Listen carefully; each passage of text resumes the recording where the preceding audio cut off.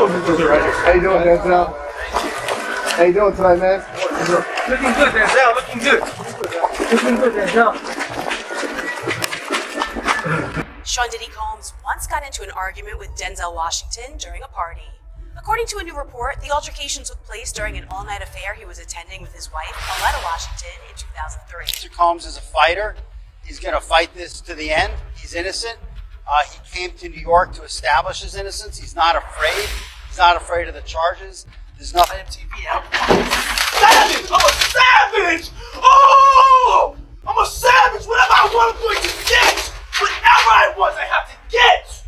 There is proof that the two celebrities once got into a verbal and physical altercation at one of Diddy's previous parties, and it seems that an AES actor wasn't a fan of Diddy Combs' supposed legendary parties, which would be Denzel Washington. I leave 30 minutes for the devil get there. That's all I gotta say. Okay, there you go. That's what Denzel told me. Leave 30 minutes for the devil get there. That's it. Revealed that an Oscar-winning actor and his wife, Pet, were guests at one of the now-disgraced rapper's infamous gatherings. It remains unclear which city the event took place in, as the rapper Diddy hosted extravagant parties at his mansions in the Hamptons, Los Angeles, and Miami Beach. According to Page 6, the controversial party occurred in 2003. Whether the rapper made any advances toward the actor is uncertain, but things reportedly took a turn for the worse as the night wore on. By dawn, after witnessing something unsettling, the actor, known for his strong sense of faith, allegedly confronted Diddy, exclaiming, "You don't respect anyone." Following this confrontation, the actor, along with his wife, stormed out of the event. Security trick on you guys. Trained professional. See, we could call 50 motherfuckers. It's gonna be bad. It's gonna we could call 50. Whatever transpired between them that resulted in a physical altercation and a total boycott of the parties must have been something really serious, don't you think? The 69-year-old Hollywood legend, after the alleged altercation, vowed never to attend a Diddy party and set out on a mission to warn other industry players to avoid Diddy like the plague. Anyway, they had like their little words, right? And they went outside, and they went in the middle of the street. They were in the middle with Puff. The middle of the street, Puff. Last month, a 54-year-old music executive was arrested 6 months after federal agents raided his two homes in connection with a human trafficking investigation. This probe was sparked by multiple lawsuits alleging abuse and misconduct. According to an unsealed indictment, the Bad Boy Records founder is accused of coercing women into participating in what has been referred to as a freak-off. Employees allegedly facilitated his access to sex workers, often across state lines, and supplied drugs to keep the women compliant. The father of 7 now faces the purpose of prostitution. In response to these new allegations, Diddy's attorney, Mark Agnifilo, called the case an unjust prosecution, maintaining that his client is innocent and has nothing to hide. This comes almost a year after Cassandra Cassie Ventura admitted a wave of accusations against the music mogul. In a lawsuit filed in New York federal court, Cassie, Diddy's ex-girlfriend, made graphic claims of sexual assault, physical abuse, and alleged that Diddy forced her to engage in sexual acts with male sex workers while he watched. These charges are not the first controversies Diddy has faced. Despite trying to rebrand himself as Brother Love, he has a long history of allegations of violence stretching back to the 1990s. Though never convicted of a serious crime, he has repeatedly been accused of violent encounters with exes, including Cassie and Gina Hine, who claimed abuse in 2019, as well as confrontations with executives like Steve Stout and rappers such as J. Cole and Drake. Responding to Cassie's claims, Diddy's attorney, Ben Brafman, denied the allegations, stating that they were offensive and outrageous. He claimed that for months, Cassie had demanded $30 million, threatening to publish a damaging book about their relationship, which Diddy rejected. Although she withdrew that threat, Cassie eventually filed the lawsuit. The two parties reached an undisclosed settlement on November 17, but many other lawsuits have since followed. It's a cold world. It's a cold world. Play some smart shit, man. We gonna play some smart shit. I love it, man. Thank you. I need the help, brother. No, I need the help. Thank you, man. Seen Diddy Combs has built an impressive career as a music mogul, entrepreneur, and cultural icon, but his rise to success has also been marked by serious controversies. One of the earliest incidents that cast a shadow on his career occurred in 1991, when he co-promoted a celebrity basketball game at the City College of New York. The event tragically turned into a deadly stampede, resulting in 9 fatalities and dozens of injuries. The gym was overcrowded, with around 5,000 people attempting to attend despite the venue's 2,730-person capacity, leading to chaos when crowd control measures failed.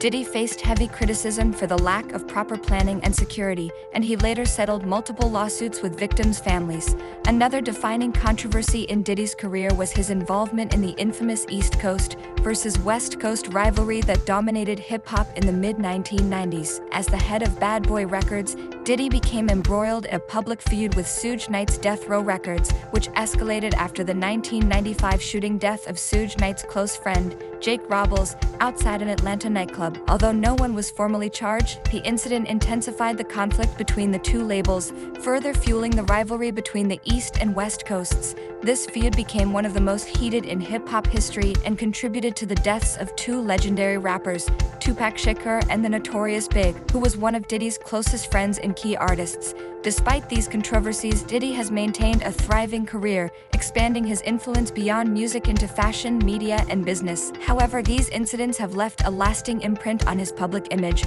reflecting both the high stakes of his success and the turbulent moments that have shaped his journey.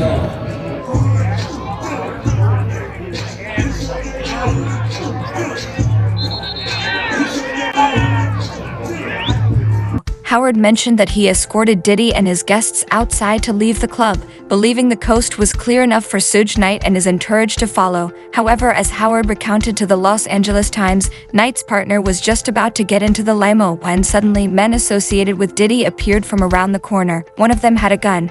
Howard said he chased the man who handed the gun to another individual, and that person shot Robles 2 or 3 times. According to the Times, the shooter then jumped into a car carrying associates of Combs. Robles died weeks later in an Atlanta hospital. Diddy has denied any involvement in the shooting, though Knight reportedly held him responsible. In 1998, tensions flared again. That year, Diddy and 2 other men attacked Steve Stout, then Nas's manager. The incident occurred after Stout mistakenly sent MTV a version of Nas and Diddy's Hate Me Now music video that depicted Diddy in scenes of crucifixion as Jesus Christ.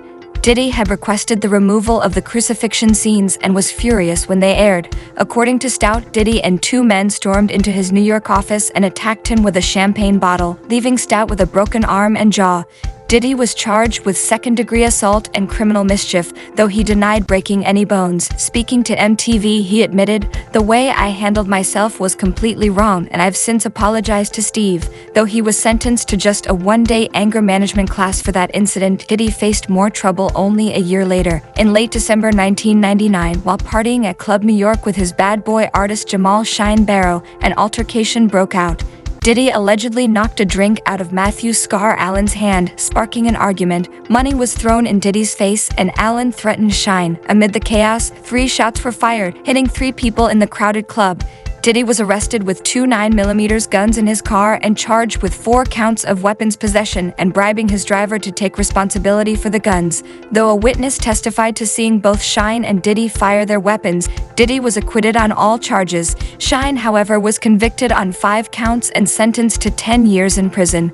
For a while, Diddy seemed to stay out of legal trouble, but in 2013, he was reportedly involved in an altercation with J. Cole at an MTV VMAs afterparty. Multiple sources told Complex that Diddy, who appeared intoxicated, confronted Kendrick Lamar over his controversial verse on Big Sean's Control, in which Lamar claimed to be the king of New York. Allegedly, Diddy attempted to pour a drink on Lamar before J. Cole intervened, leading to a brief altercation. To see how I like you speak to Jodeci or Puffy or any they've been at my house. They all know I'm a big. The New York Post reported that a scuffle broke out after J. Cole allegedly made inappropriate comments to Sean Combs and his girlfriend Cassie. According to a witness, some pushing and shoving occurred, but no punches were thrown, though it was a visible disturbance. Both men denied a fight had taken place, but Cole later referenced it, saying, "My last scrap was with Puff Daddy, who would have thought it," in his 2021 song Let Go My Hand. A year later, in December 2014, Diddy was accused of punching Drake over the rights to the beat that became Drake's 0 to 100. The Miami New Times reported that the two argued outside Live nightclub during DJ Khaled's event for Basel Weekend, with Puffy allegedly telling Drake, "You will not disrespect me." Diddy denied punching Drake on The Breakfast Club radio show, saying, "I didn't do anything to Drake." Drake is my friend. Diddy's involvement in physical altercations continued in June 2015 when he got into a scuffle with UCLA assistant football coach Sal Alosi. According to TMZ*, Combs attended a UCLA practice where Alosi berated his son, then player Justin Combs, saying, "I don't care if your dad's here, this is UCLA. I'm going to treat you like everyone else." After the practice, Diddy reportedly went to Alosi's office, where an argument ensued, and Combs allegedly grabbed Alosi. One account claimed that Diddy was forcibly removed from the office and swung the kettlebell. Diddy's camp said the reports were inaccurate and that his actions were purely defensive. The Los Angeles district attorney decided not to file assault charges. In 2019, Diddy's ex-girlfriend Gina H. claimed in an interview with blogger Tasha K that he physically abused her throughout their 5-year relationship. She described incidents of being stomped on the stomach, punched in the head, and subjected to emotional and mental abuse. Gina stated that Diddy often compared her to Cassie, labeling Gina the bad one and Cassie the good one, and alleged that his circle enabled the abuse. On November 16, 2023, Cassandra Cassie Ventura filed a federal lawsuit against Diddy in New York, accusing him of years of abuse. Her lawsuit contained graphic allegations of in 2018 physical assault, intimidation, and forcing her to engage in sexual acts with male escorts while he watched. The lawsuit also claimed that Diddy blew up Kid Cudi's car to deter him from pursuing a romantic relationship with her. Diddy denied these accusations, stating through a representative that Cassie had attempted to extort him for $30 million before filing the suit. The two settled for an undisclosed amount the next day, with Diddy's attorney, Ben Brafman, emphasizing that the settlement did not undermine Diddy's denial of the claims. 5 days later, a former Syracuse University student sued Diddy, alleging that in 1991 he drugged, assaulted, and filmed her without consent, later showing the footage to others. The lawsuit, obtained by Rolling Stone claimed that after taking her to dinner in Harlem, Diddy drove her to a studio where he assaulted her while she was physically incapacitated. Days later, a male friend revealed he had seen the tape, along with other men. Diddy's representatives denied these allegations, calling the claims a money grab. Just before the November 23 deadline under New York State's Adult Survivors Act, a second anonymous accuser filed a lawsuit against Diddy, alleging sexual assault. The law, passed in May 2022, allowed survivors of sexual abuse to file lawsuits against their abusers, overriding the statute of limitations. Advocates have called for extending the law's window or abolishing statutes of limitations on such cases entirely.